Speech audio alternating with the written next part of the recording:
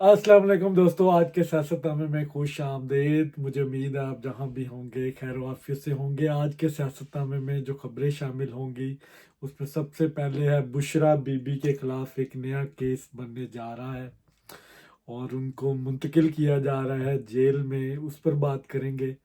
फिर एक retired general के खिलाफ पीटीआई ने महाज खोला सोशल मीडिया पर, उस पर बात करेंगे। आज आर्मी चीफ ने भी लाउड एंड क्लियर मैसेज दिया है, उस पर भी गुफ्तगू होगी।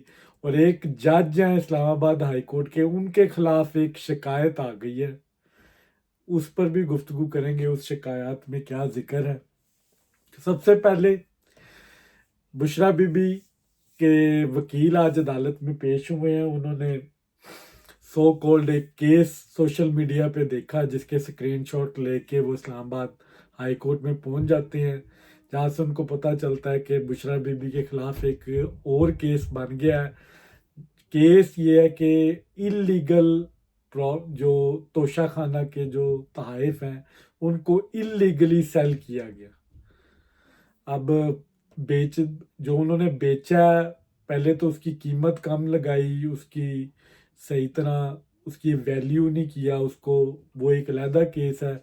अब इलीगली मतलब ब्लैक मार्केट में उसको बेचा, एक प्रॉपर चैनल के थ्रू नहीं बेचा, या उसको बेचना उन्होंने इलीगल करार दिया है कि तोहफे को आप बेच नहीं सकते, वो अपने पास ज़ाती इस्तेमाल के लिए था। तो ये एक नया केस बनने जा रहा है। काफ़ी देर लगा दी हुकूमत ने इस केस को बनाते। बहरहाल केस एक रेडी है, अभी वो इस्लामाबाद हाई कोर्ट में आया नहीं है। जज ने कहा है कि जब ये केस आएगा लगेगा तो फिर इस पे बात करेंगे। लेकिन बुशरा बीबी के लिए बुरी खबर है कि एक तो तोशा खाना से खबरें आ रही थी कि उनको इस केस में शायद वो बरी हो जाए, लेकिन एक और केस में उनको कैप्चर किया जा रहा है। ये अब आने वाले वक्त में पता चलेगा इस केस का क्या बनता है। एक केस उनका बनी गाला से डयाला जेल मुंतकली के हवाले से भी एक केस था, जिसमें बुशरा बीबी की दरखास्त थी जनाब हसन औरंगजेब साहब की अदालत में कि मुझे अडयाला जेल मुंतकिल किया जाए। अब मेरी इतलात है उस केस का फैसला महफूज हो चुका है। जो मेरे पास इतलात आई हैं, बुशरा बीबी को अडयाला जेल मुंतकिल किया जा रहा है। अडयाला जेल में इसकी तैयारी शुरू हो गई है। उधर बाकायदा जो बुशरा बीबी की मर्ज़ी के मुताबिक जो जो चीज़ें रिक्वायर्ड हैं उसकी तज़ीन व आराइश की जा रही है। जैसे इमरान खान साहब के बारे का सेल बना था, उसको बड़ा इन्होंने रेनोवेट किया था, इस तरह बुशरा बीबी का भी मर्ज़ी का एक कॉर्नर का प्लाट तैयार है, उसको रेनोवेट किया जा रहा है, पर्दे का इंतज़ाम किया जा रहा है। तो ये ब्राह्मण ब्रीड है, इनका इनके इसी तरह ही प्रोटोकॉल चलता है। ये इसी तरह आते हैं अदालतों में, इसी तरह जेल में भी रहते हैं। तो इनकी मर्ज़ी के मुताबिक अब वो जेल में जो सहूलतें देनी है इनसे पूछ के वो सब कुछ तैयार किया जा रहा है। तो ये मेरी इतलात है कि बुशरा बीबी अडयाला जेल चली जाएंगी इमरान खान साहब के पास, जो उनकी ख्वाहिश है। आज की दूसरी खबर है कि पीटीआई ने रेड लाइन क्रॉस कर दी है। अब पाक फौज के एक रिटायर्ड जर्नैल हैं जनाब नज़ीर भट्ट साहब, जो नैब के चेयरमैन हैं, उनको उनकी तस्वीर लगा के बकायदा सोशल मीडिया पे कंपेन की जा रही है, और बड़ा हैशटैग भी बड़ा नजेबा सा है कि निज़ाम को नंगा कर दिया, इस तरह का। अब उस जो पीटीआई के ऑफिशियल पेज से जो कंपेन चली है उसमें कहा गया है, एक तरफ नवाज शरीफ और जरदारी साहब की फ़ोटो है, बीच में ये जर्नैल नज़ीर भट्ट साहब की फ़ोटो है, और एक तरफ इमरान खान साहब की फ़ोटो लगा के कहा जा रहा है कि इन्होंने पॉलिटिकल विक्टिमाइज किया। और जिधर चोर चक्के नवाज शरीफ और जरदारी साहब को कहा जा रहा है कि उनको क्लीन चिट दी है, तो आइए मिलिए एक बद किरदार शख्स से, बड़े नजेबा अल्फाज। मेरा एतराज़ सिर्फ यहाँ पे सिर्फ इतना है कि एक तो जो तस्वीर इन्होंने लगाई है वो वर्दी में लगाई है, जो उनकी ऑन ड्यूटी वर्दी में जब वो थे उस वो तस्वीर लगाई है। ये एक प्रोफेशनली एक अदारे को आप टारगेट कर रहे हैं, तो उसकी वर्दी भी आ रही है, तो ये थोड़ी सी नाजेबा है। आप उनकी कोई सिविल तस्वीर लगाते हैं, क्योंकि अब वो रिटायर्ड हैं, और वो जिस नैब के जो चेयरमैन है इस वक्त, وہ ایک सिविल अथॉरिटी है उनके पास, वो फौज का कोई अदारा नहीं है इस तरह का जो आप लिंक करने की कोशिश कर रहे हैं कि वो आर्मी के असर रसूख के तहत वो कोई काम कर रहे हैं, अंडर आर्मी वो कोई अदारा चल रहा है। इसमें कोई शक नहीं, नैब हमेशा अपोजिशन के ऊपर ही केसेस बनाता है, अपोजिशन को ही टारगेट करता है, और इस पर कोई अभी तक कोई क्लैरिटी नहीं मिली हमें। पाकिस्तान के टैक्स पेयर्स का पैसा भी ज़ाया होता है, गलत केस बनते हैं, बाद में वो केस जब अदालतों में जाते हैं तो बेल्स मिल जाती हैं, लेकिन विक्टिमाइजेशन जारी है। अब इमरान खान साहब के खिलाफ भी यही चीज़ें चल रही हैं, उनके खिलाफ केसेस बन रहे हैं, धड़ाधड़ बन रहे हैं, दिनों में फैसले आ रहे हैं। उनका वेटेज क्या होगी कोर्ट में, मैं इस पर बात नहीं करता क्योंकि मैं कोई प्रोफेशनल लॉयर नहीं हूँ, लेकिन लग ऐसे ही रहा है कि नैब के पास कोई ठोस एविडेंस मौजूद नहीं होता, लेकिन जब तक वो बंदा इनोसेंट डिक्लेयर होता है, उसकी इतनी बदनामी हो चुकी होती है सोशल मीडिया पे, मीडिया ट्रायल हो चुका होता है कि उससे फिर कोई फ़र्क नहीं पड़ता कि वो अब कसूरवार है या वो बेकसूर है।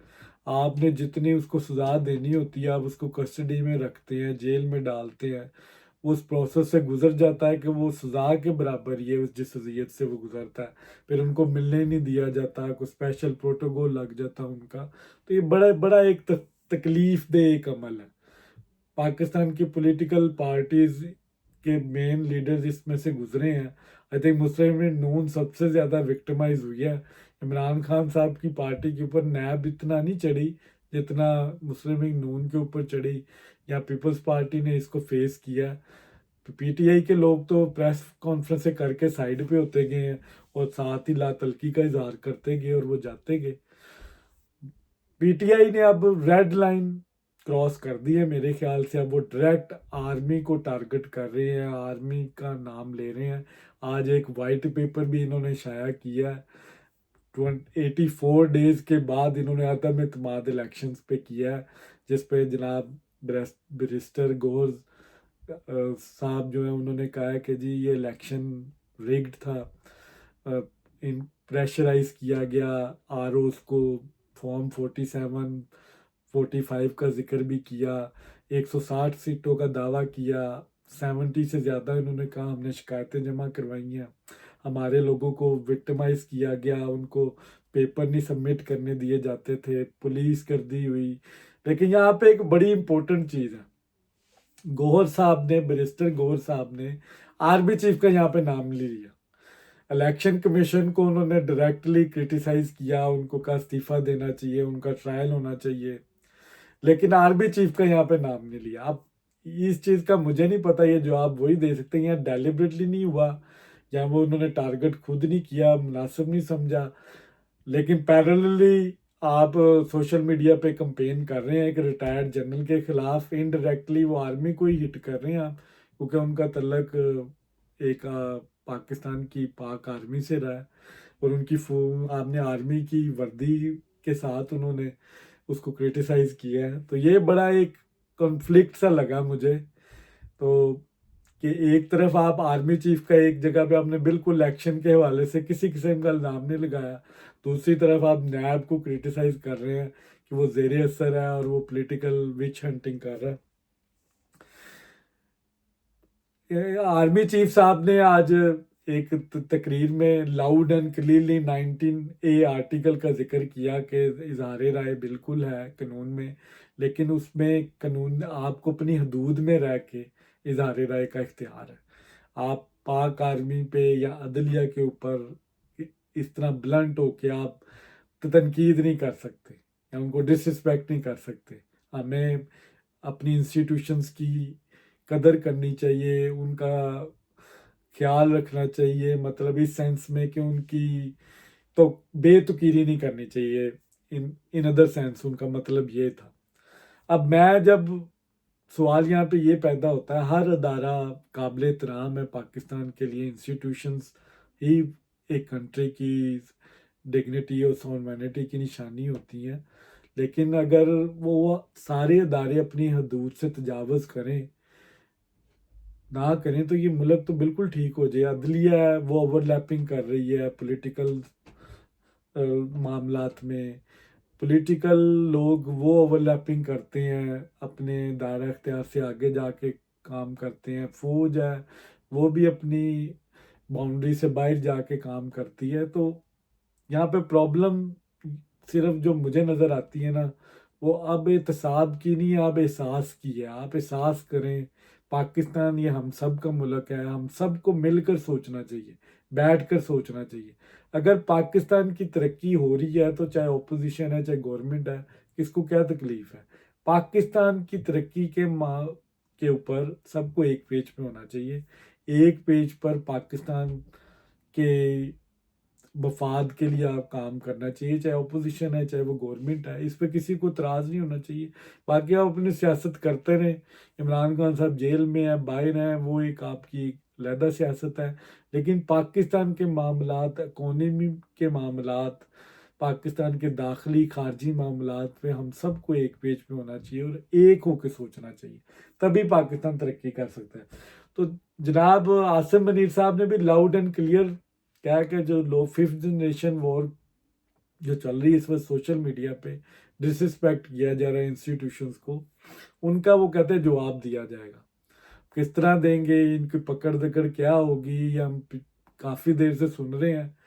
اب خبریں آ رہی ہیں کہ 9 مئی کے لوگ جو جس کو سیلیبریٹ کرنے لگے ہیں کہ ہم اس نظام کو ننگا کریں گے، اس پر 9 مئی پہ جلسے ہونے لگے ہیں.